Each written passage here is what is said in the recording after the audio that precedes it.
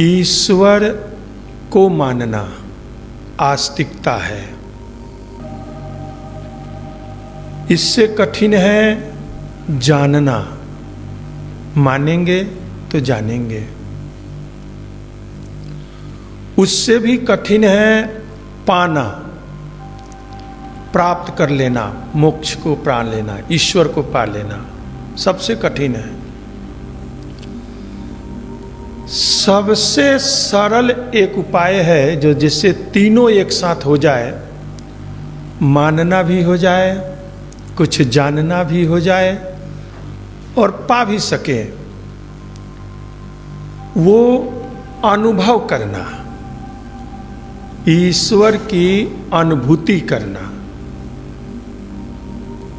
ये एक अलग विषय है। अनुभूति कैसे करें? अभी हम लोग आर्य समाज सुशांत लोक के सत्संग भवन में बैठे हैं और ये सबकी अनुभूति है लगातार कि हम अभी यहां हैं। ऐसे ही ईश्वर की अनुभूति होनी चाहिए। अभी हम दिन में हैं, दिन है, रात नहीं है।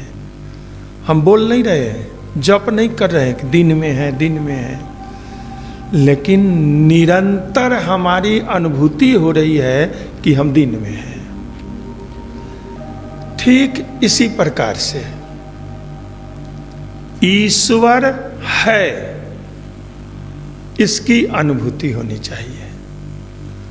उठते बैठते सोते जागते चलते फिरते हमेशा अनुभूति करनी चाहिए।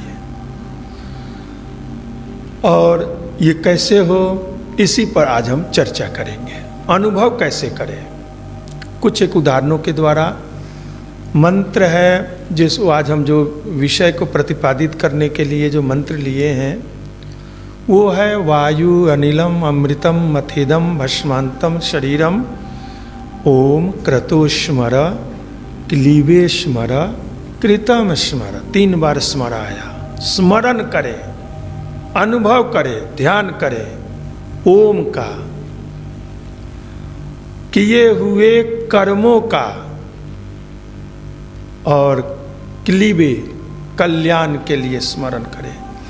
इतना काम कर लेंगे, अनुभव होने लग जाएगा।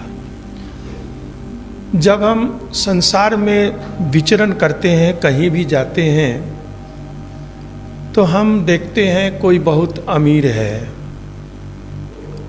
कोई बहुत गरीब है, किसी की आयु बहुत लंबी है, किसी की बहुत छोटी आयु है, कोई थोड़े में संतुष्ट बहुत खुश है, किसी के पास बहुत अपार धन है लेकिन वो खुश नहीं है, अशांत है। कोई पशु पक्षी में उस योनि में पैदा हो रहा, कोई मनुष्य योनि में पैदा हो रहा, कोई राजा के यहाँ, कोई भिखारी के यहाँ। ये अंतर क्यों है? आप सबका एक उत्तर होगा, ये कर्म का फल है। यही मंत्र में कहा जा रहा, कृतम। कृतम क्या? किया हुआ कर्म, स्मरण कर। अपने किए हुए कर्म का स्मरण और संसार में जो ये ऊंच नीच भेदभाव, बड़ा छोटा, ये जो देखने को मिलता है, ये कर्म फल है। और कर्म फल प्रदाता ईश्वर है। तो कहीं दूर जाने की आवश्यकता नहीं है। इस संसार को देखते हुए हमें अनुभूति करनी चाहिए। बहुत लाखों करोड़ों में कोई एक व्यक्ति मिलेगा, हो सकता है वो आप हो, जिनको 3 चीज मिले। कर्म का जो फल है, कर्माशय का, सति मूले जाति, आयु, भोग, ये तद विपाक, कर्म का विपाक मतलब फल है जो ईश्वर प्रदान करता है। जाति से अभिप्राय मनुष्य जाति, पशु जाति, योनिया। आयु, योनि के अनुसार आयु, या संयमित जीवन व्यतीत करता है तो दीर्घायु। और भोग, जो भोग मिलना है ये भी कर्मों के आधार पर है। किसी को कम भोग मिलता है, किसी को ज्यादा मिलता है। ये तीनों के तीनों उत्तम हो, उत्तम भोग मिले, प्रचुर मात्रा में मिले, लंबी आयु हो, मनुष्य योनि हो, ये बहुत कम लोगों को प्राप्त होता है। किसी को आयु बहुत लंबी मिलती है तो भोग नहीं, किसी को भोग बहुत मिला तो दीर्घायु नहीं। ऐसे भी योनियां हैं, हजारों साल जीते हैं लेकिन उत्तम योनि नहीं। तो हमें अपना कर्म पिछले जन्म तक अच्छा था, उत्तम, जिसके वजह से एक अच्छे माता पिता के यहाँ जन्म हुआ,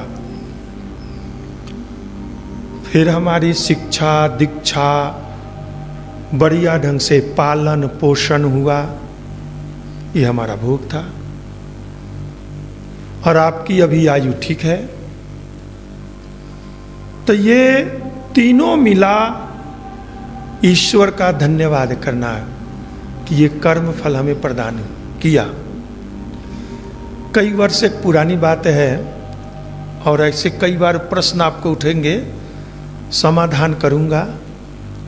एक डॉक्टर साहब करण सिंह जी दिल्ली में हैं, यूनिवर्सिटी में वो पढ़ाते थे। उनके यहाँ एक बच्चा पैदा हुआ, विकलांग, कोई इंद्रियां काम नहीं करती थी, मन भी अच्छा काम नहीं करता था। मनुष्य योनि में पैदा हुआ लेकिन मनुष्य के जैसा उसमें कुछ भी गुण कर्म नहीं था। और वो लगभग 14-15 साल तक जिया। अब पैदा हो गया घर में तो मार भी नहीं सकते, और उनके माता पिता उसको 14-15 साल उठा उठा कर ले जाते, मलमूत्र त्याग करवाते, अपने हाथ से उसको खिलाते। जब देहांत हुआ तो मैं गया था, तो बहुत सारे प्रश्न थे लोगों के, और थोड़ी देर के लिए मैं भी काफी देर तक सोचता रहा कि आखिर ये क्या हुआ। डॉक्टर साहब, उनकी श्रीमती जी 15 साल तक सेवा करी, मलमूत्र की सफाई करी। इसको स्वयं कष्ट हुआ, मनुष्य योनि में आकर के मनुष्य का भोग नहीं मिला। ये क्या है? तो महानुभावों, यहां पर भी कर्म। जो जीव डॉक्टर साहब के यहां बच्चा के रूप में पैदा हुआ, संचित उसके जन्म जन्मांतर के कुछ ऐसे कर्म थे जिसको भोगना था, भोगा। डॉक्टर साहब के ऊपर उधार था, उसने सेवा करवाई, और जिस दिन इनका कर्म पूर्ण, कर्म फल खत्म, दोनों की मुक्ति, शरीर छूटा और वो दूसरे जन्म को प्राप्त किया। डॉक्टर साहब भी मुक्ति पाए। हम किसी के रिश्तेदार बनते हैं, किसी के पुत्र बनते हैं, किसी के माता बनते हैं, पिता बनते हैं, और हम एक दूसरे का काम करते हैं। ये भी कर्म है। कर्मों के आधार पर हम इस प्रकार से एक दूसरे के यहाँ पैदा होकर के उधार चुकता करते हैं या उधार चुकता करवा लेते हैं। तो ये व्यवस्था देख करके कृतम स्मर, अपने किए हुए कर्मों का स्मरण और संसार में जो पैदा हो रहे सुख या दुख भोग रहे, उस भोग की व्यवस्था को देख करके हमें ईश्वर का भी ध्यान करना है, कर्मों का भी ध्यान करना है। ओम क्रतो स्मर, कर्मशील, क्रतो मतलब कर्मशील जीव, हे कर्मशील जीव ओम का स्मरण करो, ईश्वर को याद करो।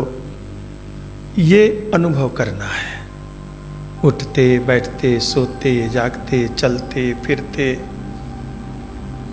जब कभी हमें पाप पुण्य कर्म करने का मौका मिलता है या हम करते हैं, तो जब भी हम अच्छा या बुरा काम करते हैं तो उस समय हमारे अंदर दो प्रकार का ज्ञान होता है, सबका अनुभव है। अच्छे काम करते समय अंदर से उत्साह, आनंद, करो, प्रेरणा, ये ईश्वर की तरफ से है, इसकी अनुभूति करनी है। बुरे कर्म करते समय अंदर भय, लज्जा, शंका, इसलिए गलत काम व्यक्ति छुप करके करता है, अकेले में करता है, और कर लिया तो किसी को बताना नहीं चाहता। तो कर्म करते समय ईश्वर का जो ज्ञान हमारे अंदर होता है, प्रत्यक्षतः साक्षात ज्ञान होता है, करो या न करो, ये दो प्रकार का। अच्छे कर्म करते समय करो, बुरे कर्म करते समय मत करो, इसकी अनुभूति करना। और जो व्यक्ति अनुभव करता है वो बुरे कर्मों से बचता है, डरता है। अच्छे कर्म उसमें ज्यादा से ज्यादा तन मन धन लगाता है और वो प्रसन्न होता है। बुरे कर्म करके दुखी होता है, अच्छे कर्म करके सुखी होता है, सुख भोग रहा, बहुत अच्छा, धन्यवाद। दुख भोगते समय हम विचलित हो जाते हैं, परेशान होते हैं, ईश्वर का धन्यवाद नहीं करते। उस समय भी धन्यवाद करना चाहिए। हमें जो दुख मिला या मिल रहा है वो हमारे किए हुए कर्म का फल है। जब हम उसको भोग लेंगे तो वो कर्म नष्ट होगा, तो हमारा जीवन फिर सुखी होगा।